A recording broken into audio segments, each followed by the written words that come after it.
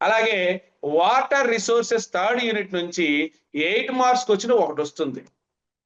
అంటే ఈ లెసన్ లో 8 మార్క్స్ క్వశ్చన్స్ తప్ప మిగతావి ఏమీ చదవడానికి మనకు లేదు, అవకాశం లేదు, మనకు అవసరము లేదు.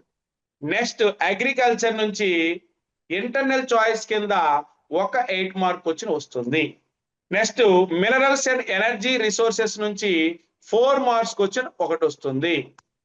నెక్స్ట్ మ్యానుఫ్యాక్చరింగ్ ఇండస్ట్రీస్ నుంచి 2 మార్క్స్ క్వశ్చన్ ఒకటి వస్తుంది. మ్యాప్ పాయింటింగ్ లో ఇంటర్నల్ చాయిస్ కింద ఒకటి వస్తుంది. అంటే సుమారుగా 4 మార్కులు ఈ లెసన్ నుంచి కేటాయించడం జరిగింది పబ్లిక్ ఎగ్జామ్ కి వచ్చేటప్పటికి. అలాగే life lines of national economy 7వ యూనిట్ నుంచి 2 మార్క్స్ క్వశ్చన్ ఒకటి, మ్యాప్ పాయింటింగ్ లో 2, అంటే సుమారుగా 2+2 4 మార్క్స్ కేటాయించడం జరిగింది.